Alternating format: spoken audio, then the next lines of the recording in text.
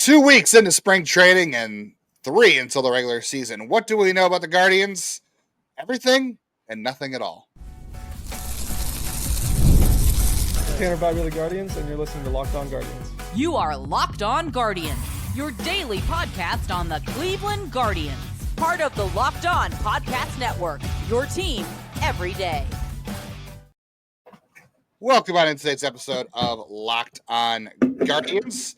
On today's show, we're going to talk about some observations from Goodyear. I just got back from Goodyear, sunburned, and lots of things to talk about, which will be a lot of fun. We'll also get into trying to evaluate early spring training performance and what matters, what doesn't matter. How are the Guardians looking at things? We'll try to decipher some of those things because I feel like a lot of people are trying to read into too much, and some people are panicking, and I don't know. Patience, young Padawans, patience. Yeah, spring training's a hard thing to evaluate. So we'll try to get into like what to watch for in spring training and what do we, I mean, a lot of it's just going to be confirming our own biases, let's be honest. But we'll talk about what seems realistic and what seems to be a little too much on today's show. Before we get going on that, I'm Justin Latta. I have been covering the Guardians minor league system since 2007. I have been writing at places like Guardians Baseball Insider as the editor-in-chief. I've also done a lot of work for the News Herald and the Morning Journal, which I'm happy to announce I'll be back again this year doing some prospect work for them. And I'm just wrapping up all of my prospect content over at nextyearincleveland.substack.com. We'll have all that stuff rolling out here in the coming weeks, so join me over there. I'm Jeff Ellis. We're approaching 1,400 episodes of the show, so that's exciting. I've been here for all of them. My draft content, I'm going to have it on my own website, but it sounds like it's also going to be on the Sox Machine, whose podcast I was just on this past week. Have agreed to host some of my stuff, so I'll be doing that. I've was formerly a lead draft and prospect analyst at Scouting 24/7 nationally, featured on the John Stash Hour radio show once. All right, so let's talk about some things from Goodyear. I'll just go ahead and give some quick observations. It was a fun weekend for me out there. I do apologize. I said I was going to shoot a lot more video out there, and I ended up not doing it because it became more of a family vacation than a work trip, which I wanted to enjoy every second I could before I had to come back to Cleveland for the rest of March without baseball weather. I will say, just seeing Brian Rocchio in person, definitely you could tell he's put on some muscle, which was a big thing. Definitely one of those things that needed to happen going into the year, and seeing a lot of the guys' second outings too, which we're going to talk about on the rest of the show. Like, guys are all working on stuff. So like Joey Cantillo struggled with his command big time on Saturday against the Cubs. And it was just he's just throwing fastballs and fastballs and fastballs.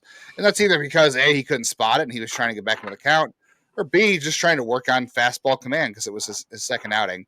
And the other thing to note too, if you've ever been to Arizona, maybe some people listening haven't, or, we've talked about this before, and I'm sure you can guess this yourself just by, sheer knowing geography and how the weather works in the U.S. But in Arizona, the wind is crazy. Like Yordis Valdez hit a home run on Saturday at Mesa against the Cubs. Doesn't take much. Yeah, I mean, Yordis Valdez is probably like 160 pounds soaking wet. And he muscled a ball out to the opposite field, that ballpark, that just was all wind aided. Now, Juan Brito's home run on Saturday would have been out anywhere. It was a moonshot. But like Jorge Burgos, Milan Tolentino hit a 455 home run on Sunday that nearly got out of Goodyear Ballpark. Like, the weather does a lot of crazy things out there. But yeah, things look good. I mean, like I said, Brian Rocchio looks a lot bigger. I did notice too, just from watching a little bit of BP on Saturday, or Sunday, looks like Brian Rocchio and Jose Ramirez have really bonded a little more. And that's not to say they didn't last year, but I noticed some like secret handshakes and some other stuff, and they were palling around together. So, they look a little closer too, which is good. Seeing a lot of the guys out working with the major league hitting coaches. Like I saw Grant Fink working with Travis Bazzana, and he was on the field hitting with like Carlos Santana and Jose Ramirez and Rocchio and Brito and some other guys. They were all at the same time. So you're seeing him get a lot of work around there too. And also just seeing a lot of guys too, like every day. So for our insiders, I'll put out a list of guys that I think are notable every day that are on the roster. So you got the major league roster guys, you got the non-roster invitees too. And then you always have your minor league extras, which we'll talk about why that matters in a second. And I always put out to our insiders who was on the invite list for the day, like who was the extra minor leaguers for the day. And that's really good too. Like you see Travis Mazzon and you see Jason Churio and you see Angel Hanau and CJ Kafis. All those guys are coming to Major League Spring Training games, and they may not always play, but they're there for emergencies, and they get to be around the Major League coaches. They get to be around the Major League players and see how they go about things. It's good experience and good exposure for them. And I always point out too, I like to see who the Guardians think is who they are constantly bringing to Major League Spring Training games, because that gives you an indication sometimes of who they want to be around that group of guys. Sometimes it's very inconsequential. It doesn't matter. And they just need bodies, but sometimes you want to look at it and you want to say like, okay, who do they want around these guys? Who do they want learning from the big leaguers? So I always find that interesting too.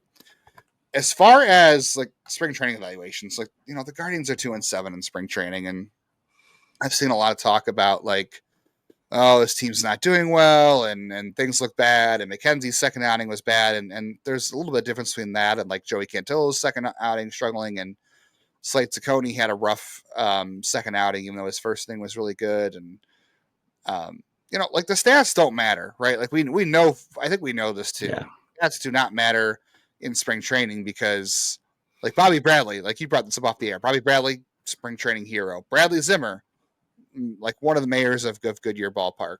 Gabriel Arias not having a great spring training statistically, but historically has been a dominator of spring training. Corey Kluber and Brian Shaw, who were two of the Guardians' most reliable pitchers, or I guess Indians, whatever, reliable pitchers in that run from 2016 to 2018, were constantly shelled in spring training. Like Santana's never had a good spring, I think, in his entire career. No, Edwin Encarnacion was never good until like June. So I think for some guys, it's hard to turn it on when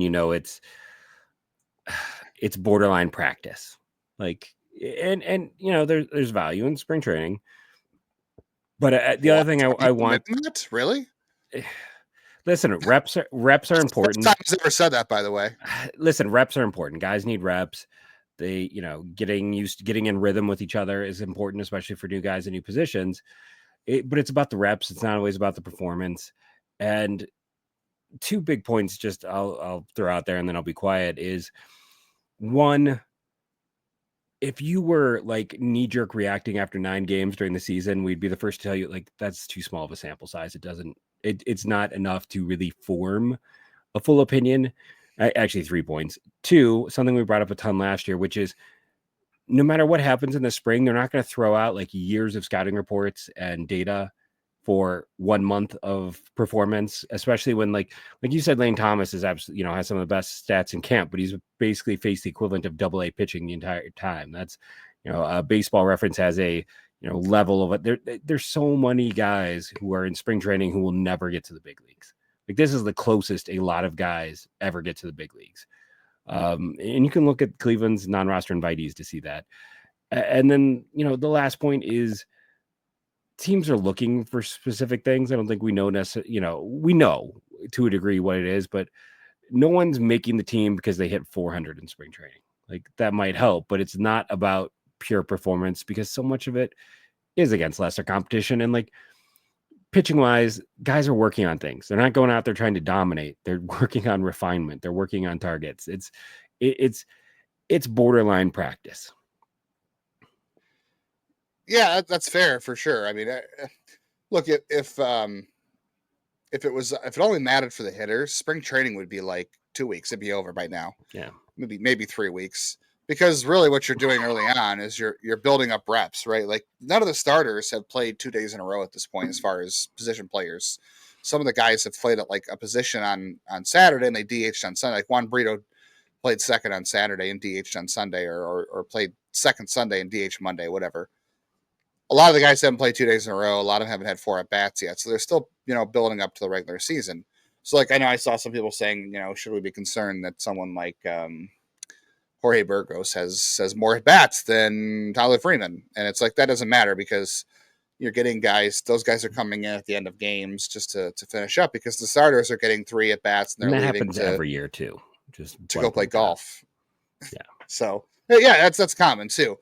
So, like, there's just not much to read into. Like, I want to sit there and look at the box score and like on Monday, Luis Ortiz looked great, right? And we're like, okay, that's awesome because we're excited about Luis Ortiz. And when I saw Slade Ciccone on Sunday, I was excited about Slade Ciccone because I think he's going to have we're both really intrigued by him.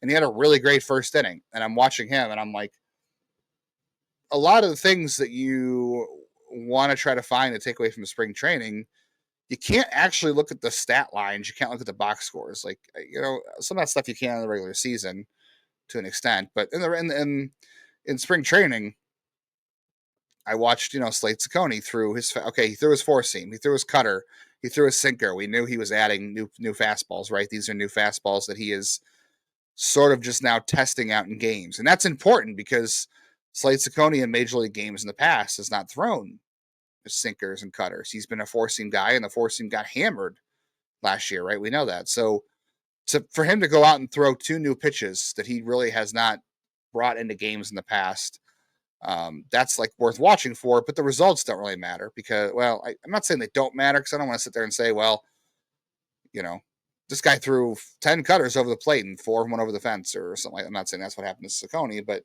like he's introducing some new pitches in the game. So he's looking to refine those grips and locations and how he throws it and how it should move. And the ball doesn't always move in Arizona the way you want it to either. Like Arizona air also causes the ball to move different ways, or not to move for pitchers. So that gets in the way too. So like you said, it is a lot about reps. It's about testing things. And that's why I'm not overacting to Slade Ciccone in 2 starts. But on the flip side of things, and again, like I said, a lot of this too is you can make what you want of it because you're going to go in with your own preconceived notions. Like when a guy struggles and you're not really a big fan of his, you're like, okay, well, that's a concern. But if a guy like Luis Ortiz or whoever else pitches well and you're excited about him, well, at least he's healthy and throwing the ball hard. Like that's all we care about. But like a guy like Triston McKenzie, track records matter too because his first outing was good. He threw an inning and he looked great and that was good. But like what Triston McKenzie did in his second spring training outing is a lot like what he looked like last year and in 2021, right? Like it's a lot of walks and his delivery not syncing up and the lower half and the upper half not syncing up. And so like, I think you have to kind of split hairs here a little bit and say like, okay, I don't really care what Slade Ciccone's line was in this game. He threw new pitches. He worked on new pitches. He had a decent first inning. Joey Cantillo, working on fastball command because we know it's been an issue in the past. But like Triston McKenzie, like I said, that's a pattern. We've seen it before. And that's kind of how I look at things. Like, does this look like the same issues he's had in the past he's having right now? Yeah.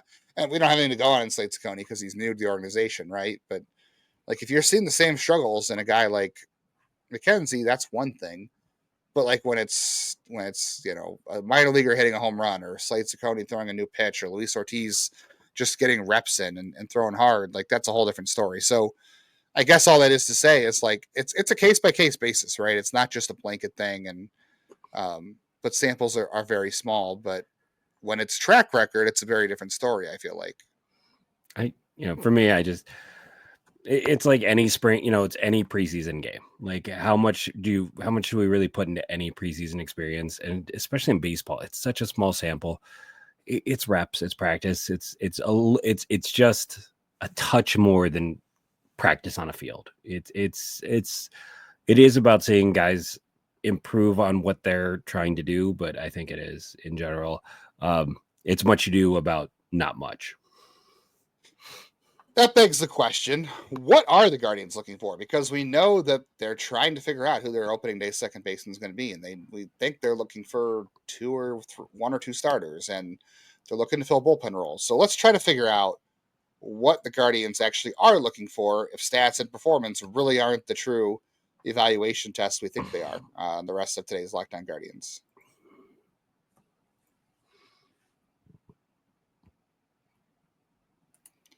Hey, appreciate you guys making it to the halfway point of today's Locked On Guardians. If you like what you hear and you're not a subscriber or a download or whatever it is, click the YouTube button for the bell to make sure you don't ever miss a video. Follow us on YouTube and subscribe to the channel. And also, feel free to give an auto download on Spotify, Apple Podcast, Pocket Cast, Pocket Addict, whatever, or Podcast Addict. I think I just spliced it together. Make sure you're auto downloading there so you never miss an episode. I'm not going to make the joke I want to make. I'm just going to let it go. I'm sure. I was going to make a joke about cool, but I'm not going to. That's way over my head. I'm not even going to go there. But hey, if you're flying on an airplane, I know I did this when I was flying to Arizona. I downloaded some podcasts to listen to because you can't listen on an airplane unless you download them. So you want to do that too. Can I give you a super hot take? How hot are we talking? Because I'm already sunburned from Arizona. This is my hot take. I think there is one real spot up for grabs on this whole team. Like one real second base. That's it. I think that's it. I think everything else based on who has contracts, who's going to get opportunities, how things are defined, the players they've added, the guys with guaranteed contracts. Second base is the only position that is up for grabs. It's not, because Eric Zabrowski is likely not to make the major league team out of spring training. He's probably going to start the year on the IL. So technically there's a one spot in the bullpen open, because you're going to have Junis and Clase and Cade Smith and Harris. I'm just combining names now. Gaddis and Heron and Sewald and Walters. So there is one spot in the bullpen. Yes. And my general feeling is I think there is a decent chance that ends up being Nikhazy, because they just need a second lefty reliever. So we'll talk about that on later in today's show. Actually, yes, we'll get to but I'm kind of sitting there thinking one spot. I think there's one real. I mean, technically, okay, I'm willing to concede a second one because of injury, but like, I don't think. I think rotation is set. I think most of that bullpen is set outside of the injury issue there. I don't think there is as many spots up for grabs as people talk about. That's my hot take. Yeah, I guess it depends on how they feel about McKenzie. We talked about this a few weeks ago too, and we said that the best path for them is McKenzie makes the rotation and they buy time for Cantillo and Ciccone and Bieber when he comes back, and Means and they have never Logan given Allen. a guy a guaranteed contract and not given him a chance. Outside of the weirdness with 99 a year ago, where he was like, well, he was hurt. So there's that. But I mean, he's going to McKenzie. I don't think McKenzie works out of the pen, and specifically because I don't think they can ask him to pitch on multiple days when he's never done it. So it's like he has to be a starter. So he's going to get a chance. Like I think they are very set. That's my hot take. Maybe, yeah. We can talk about that later in the show too, or in this week actually. So real quickly too, I mentioned before about being an insider. So had conversations. I actually met up with Matt, one of our insiders out in Arizona, 3 days in a row out there, I think, or 2 days in a row in Goodyear. But we had some good conversations. We're texting all the time about who's on the game day roster invites for minor leaguers, observations, answering all kinds of questions. I gave some people the rosters that I got, and we'll have more stuff during the regular season too. Like, again, bonus episodes coming to leftovers, mailbags, draft stuff, prospect stuff from games I'll be at this year for Lake County and Akron and other places. So if you want to get some bonus content, make sure you sign up to be an insider. It's on the screen. It's also in your show description, wherever you're listening to, so you can do that. All right.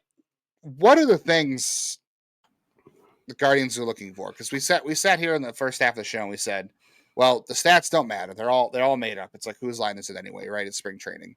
So how on earth do we even evaluate anything in spring training? Like, we're 2 weeks in, and I don't think either of us truly know who the second baseman's going to be. I think by default, I think we're resigned to the fact that, not resigned, but I think almost based on track record, I want to say we feel like Gabriel Arias probably will get the last crack at the job, just because that's generally how they operate. But this is a different coaching staff, so maybe they won't. But also, how much input does the front office have? They're not new. The coaching staff is new, but the front office is not. But I think the real question is, what are they looking for? And I haven't had a chance to ask this on any of the Zooms. I didn't do any media stuff over the weekend, and Stephen Vogt was actually out of town over the weekend for his daughter's volleyball tournament. So Craig Alvarez managed the team, but and I'm not allowed to ask Craig Alvarez questions. That goes back a couple of years before he was even with Cleveland. Another story for another day if you haven't heard that one. But I want to ask too, okay, you're not going by stats, you're not going by performance and results in spring training games, obviously, because if you hit a home run off a guy who is going to be bagging groceries next week, what does it really matter, right? So what exactly do we think that the Guardians are looking for? And I haven't asked this, but I think we can probably surmise it, because you and I have been doing this at least long enough now. We've heard enough, press conferences and coach speak from various people it's really about approach, right? It's like, how does this guy go about his work? What does his at bats look like? Are the quality of at bats good? Are his habits good? Are his routines good? Does he look like he has a plan at the plate? Does he look like he is competitive in at bats? Is he hitting the ball hard at least? Um, like the things I'm looking at so far, like, okay, Juan Brito so far has 6 strikeouts and 15 plate appearances. And I want to say, I think you said this too before we started recording, Jeff, is like, it's early. It's still early. It's 2 weeks in. I know there's 3 weeks to opening day, but it's 2 weeks in. So, like, there's still a timing thing, right? There's still people get it. Juan Brito has only played back-to-back days once. And, like, strikeouts are usually not part of his game. So, like, that's something to look at a little bit for me, not in terms of stats. Like, a guy who's striking out a ton when he normally doesn't, that's a little weird. But I'm not like sitting there saying like, okay, well, this is concerning because it's 15 plate appearances. And we know that 15 plate appearances in spring training mean even less than 15 plate appearances in April, right? Gabriel Arias got off to a really hot start and he's hitting, 705 OPS, and we don't care about stats. Is he still hitting the ball hard? Yeah. And Gabriel Arias actually has the highest opponent quality of anybody on the infield he's faced. So if you're not familiar with this, Baseball Reference has this tool called opponent quality. They do it in spring training, and it tells you what the average quality of opponent you face. And it's got 10 for MLB, 8 for AAA, 7 for AA. You get the idea. So Gabriel Arias is at 8.4. I don't know where my voice is going. 8.4. So on the 12 plate appearances he has in spring, the average total he's faced is just about above AAA, just a little above AAA. So it's like 4A, which, sounds about right too. And some days you're going to get major leaguers, some days you're not. And also throw out there, like, you're talking about strikeouts and you're talking about performance and stats. Like, all of that is very reminiscent of the same conversation we had this time a year ago with Brian Rocchio, who had a terrible spring, who was a guy who never struck out much. The big leagues are a huge difference. And like, these guys are, everyone caves more in the big league. So it's like, Rocchio, for those who don't remember, I pulled up the stats as you were talking. Like, he had a 614. I'm sorry, that was last regular season. I thought that was his spring training stats. But he was pretty terrible last spring, as I recall. And I was trying to remember. It felt like we kind of thought that, the job might go to Arias because he had been a little more impressive in the spring, and he had the options, or he was kind of the first option up type of deal. And they didn't go that way. So I think, again, it's like the statistics and the performance matter less than to see if the player can respond to coaching, see how they deal with adversity, and see if they're going to listen to you. See if, like, when you are giving them like help and ideas and approaches, like seeing who is coachable. Like, so much anymore is about how you are going to accept coaching, how much you are going to listen to them, and how much like you can integrate what they are trying to tell you. Like, anymore, it doesn't matter how good you are if you can't integrate new information and approaches and have it. Like, I think that's probably one of like Tanner's superpowers is, like, he is so good at, I feel like, because his stuff is good, but I think what makes him great is like he is every step since he's got here. We've heard about like what he adds, what he learns, just being, and some guys can integrate. And I think that's one of the big things they're seeing. I think that's where spring training maybe matters most, is seeing who can integrate the information, who can take in so much that is given, because there is so much to take in. You are learning a lot all the time. It's like a crash course. Yeah, Major League Baseball is hard. Hitting pitchers is hard. By the way, last spring, Gabriel Arias, 693 OPS. Brian Rocchio, 711 OPS. So okay, so I was wrong on that. Yeah. And last spring, this is even better. Last spring, do you know who the Guardians' best outfielder was last spring? Was it Ty Freeman? Well, their best outfielder statistically last year in spring training was Miles Straw with an 854 OPS.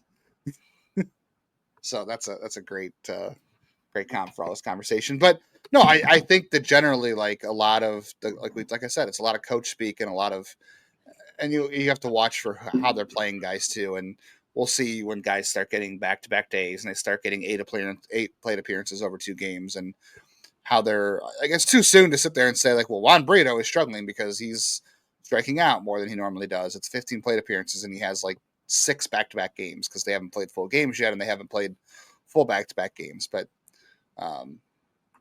yeah, I think that's generally what you're saying is like, are you adapting? Are you doing what the coaches? Are you making the changes the coaches are suggesting to you? Are you working with the coaches? Are you maintaining a good approach at the plate? Are you going up with a game plan? Are you executing your game plan?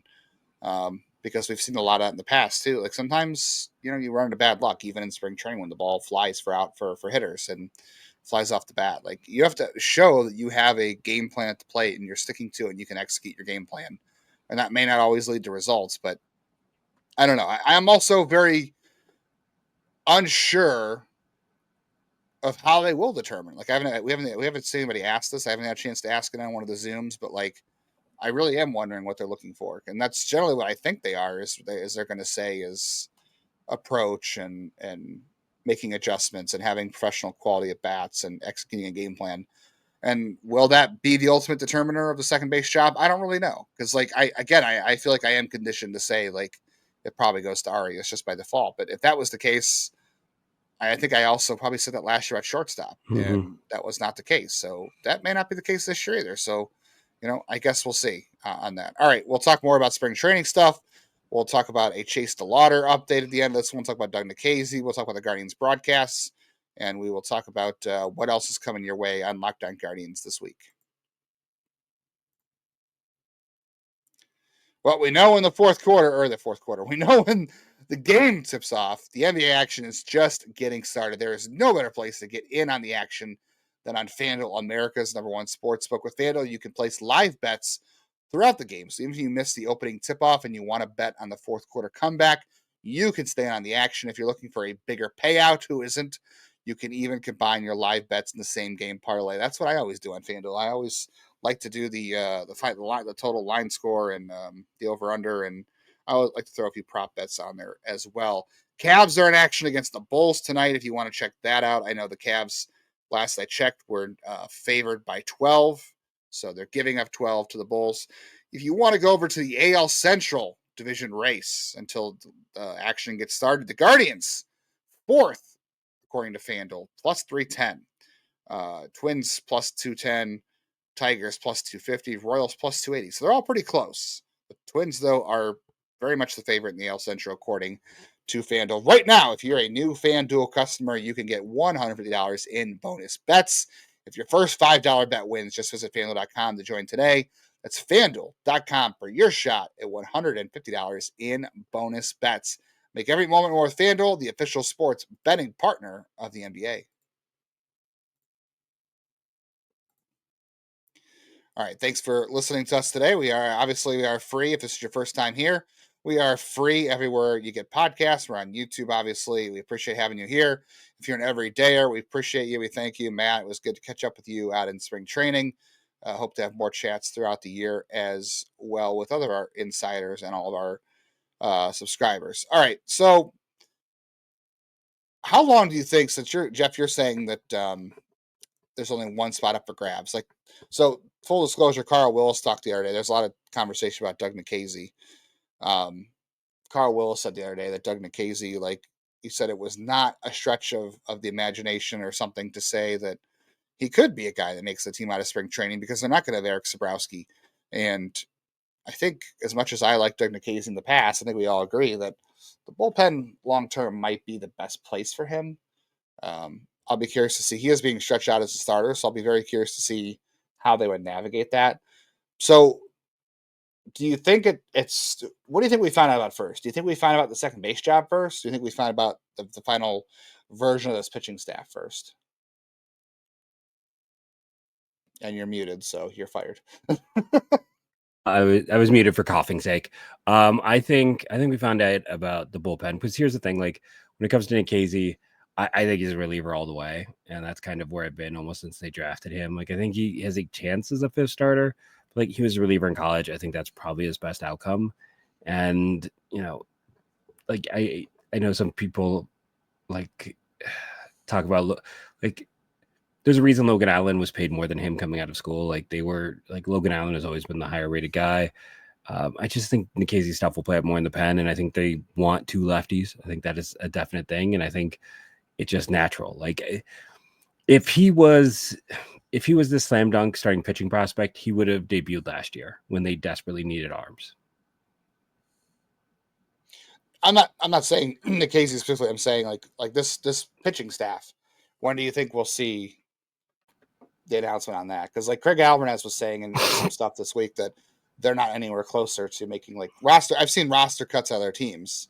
The Guardians have not made any roster cuts. They're always kind of slow to make those, but I think they know where they're going. Like, I mean, everything. So again, decisions aren't really based off of 1 month. They're based off of 1 month of data against in practice games versus, all that. Like they know where guys are. Like I said, at second base, this is just kind of a chance to see who can integrate and, if they feel comfortable enough running out with who they maybe prefer. But I think pitching is set. Like if you're going to let spring training decide if Triston McKenzie should be in the rotation or not, then they should have never offered him a contract. Frankly, he should have been designated for assignment. If spring training is enough to shift their decision, then see, I disagree with that because you have to have enough bodies, especially when it comes to pitching. And you also got to remember too that this front office, the coaching staff may not, but the front office has a lot of time and money invested in Triston McKenzie. So I disagree with that. I think you have to bring all these guys in. He has to be a starter. So like if you're gonna let practice games affect your knowledge, like your view, like then you're gonna cut him anyways. I don't think it has anything to do with results in spring training or what. I think it has more to do with, to me, how did he come into spring training? Because last year, Triston McKenzie came into spring training and he was behind the 8 ball, and that was because of an injury. So like I'm sure they understood that, but like I think they were more interested to see mindset. Like how did Triston McKenzie come into this spring training? Was he ready to go out the gate? Is he confident? Like all those things. It's not about letting a bunch of 5 spring training outings determine whether or not, because I think by default, like you said, I think the contract will determine that, and I think it is the best path forward for them to preserve depth and see what he can give them. But I think it has a lot to do with how he showed up to spring training. Was he ready? Was he mentally prepared? Was he ahead of where he was a year ago? Like Carl Wills was talking this week about, they held him in no class A out until Monday of spring training games. He was just throwing bullpens and throwing BPs, and he was very frustrated with that because he wanted to compete and all that stuff. And Carl Willis said, like, well, Emmanuel Clase came into spring training throwing harder on February 28th or whatever it was, February 14th, than he did a year ago. So like he's coming into February 14th or 15th when pitchers and catchers reported, Emmanuel Clase was already ahead of where he was in 2024. And that's after a heavy workload a year ago. So that was like intentional by the Guardians to slow him down because he came in and he threw bullpens in the offseason. He was ready to go out the chute. Like he was ready out of the gate. Whereas I'm not saying Triston McKenzie's not, but I'm saying that's the kind of thing you're looking for is, okay, this guy came to camp in spring training ready to go and we're going to protect him from himself. Whereas Triston McKenzie last year was behind the 8 ball. So is he coming to spring training with that same mentality, with that same buildup, with that same approach, or does he need reps? Does he need him to see himself do well in spring training to have that confidence? Because we know it's been an issue for him. So I disagree. It's allowing themselves to be changed by spring training results and performance. I think it has more to do with, did he show up confident? Did he show up ready? Does he look like a guy who we need to take into the season as a starter? Like, I think that's all. They needed to see it for themselves. They needed to build. But they're not going to cut him. He's going to get a month or 2, no matter what. Even if he came in with, they've never let anyone go in spring training. I think that has more to do too with what they went through last year. Is they ran out of starters very clearly last year, and they needed bodies. So I think that, and it wasn't like McKenzie was making a ton of money either. He got a very little amount. So he did, but they never that factors in. That just doesn't.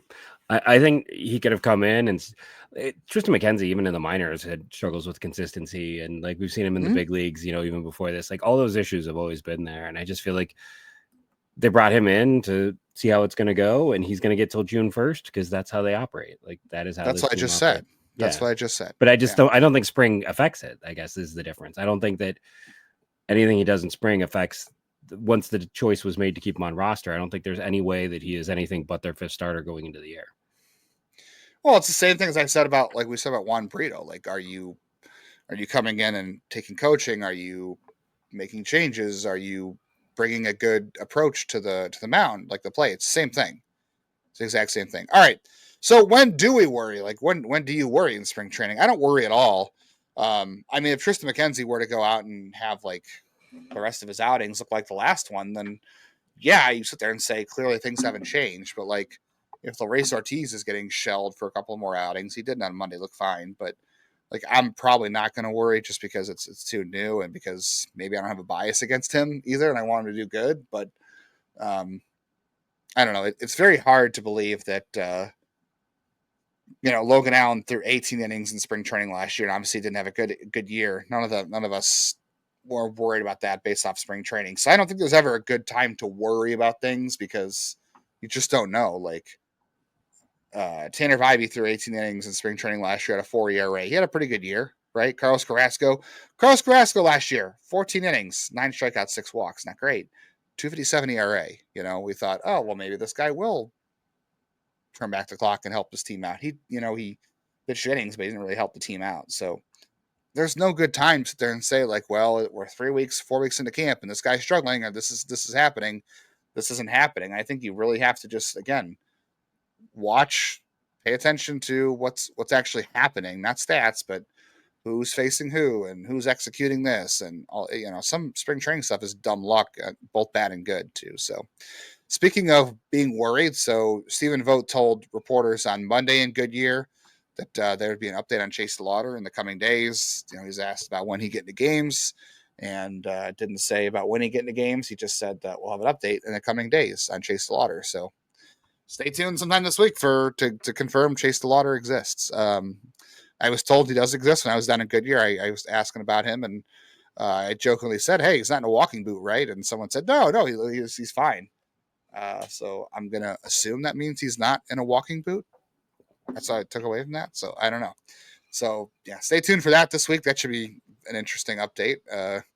Would have rather heard Stephen Vogt say, "Oh, he's going to play in games this week or next week." Instead, he said, "We'll have an update in a couple days." So that could mean a lot of things. And if you haven't seen, the Guardians announced their TV schedule. They'll be on 151 games on Guardians TV or Fox. FS1's got a few games, 2 ESPN games. TBS has a couple. Roku has a couple games, which I don't even know how that works, truthfully. And then Apple TV's got a couple. And you'll have to wait until like closer to opening day when they announce their cable package. They will have some sort of cable package. I'm not going to sit here and say what it is one way or another because I don't really know. My guess is it will not be, it's 151 games nationally or on Guardians TV. I don't think it'll be 151 on cable, but I could be wrong. So I don't want to speculate any further because I don't know any further. Anything else today, Jeff? No, yeah, it's going to be the wait and see with the cable stuff. The latter, let's be honest, the longer it takes for him to appear, the more worried people are going to be. And spring training is spring training. Don't overinvest in it is kind of my final takeaway thought. Invest in the baseball all you want. Let me tell you, I was in Arizona for 3 days. I've got a terrible sunburn, and I don't even care because it was fun. I was at the game on Sunday, okay, and it was a 12-12 tie, and I was hoping they were going to go to extra innings, and that's because Milan Tolentino and Jorge Burgos hit home runs in the ninth inning, and I watched Thomas Pannone and Slade Ciccone pitch. Both got taken out and then got brought back in. There were a lot of errors. There were some ball strike challenges, and it went to 9 innings and almost went to 10. And I had a great time. So you can invest how much you want into spring training. All right, the rest of this week. So Jeff and I, last week, if you didn't listen, we did our prospect tools draft for hitters. We drafted the best tools in the system: hit tool, power, speed, defense, arm, all that kind of stuff for the position players to kind of talk about who has the best tools in the system on the offensive side. So we have to do that for the pitching side. We will do that coming up soon, possibly this week, depending on news and whatever else happens. We will do a roster projection for opening day 2.0. We did a 1.0, I think, as camp opened. So we'll get to that. We're also going to do a show that's called "What is the Guardians' Path to Another Division Title and hopefully a World Series?" So we'll talk about what the Guardians have to do? What would the scenario be for the Guardians to win the division and even the World Series? What would have to happen for that to happen? So we'll do that. We'll talk about some more position review previews for the season, and we had a lot of people ask for this, so we'll see how it goes. But we had some people asking for division previews. You guys wanted some crossovers with some other hosts of other teams, so we are going to talk to one of our friends who covers the Tigers. Hopefully you guys listen to that. If not, we may not do a whole lot of them.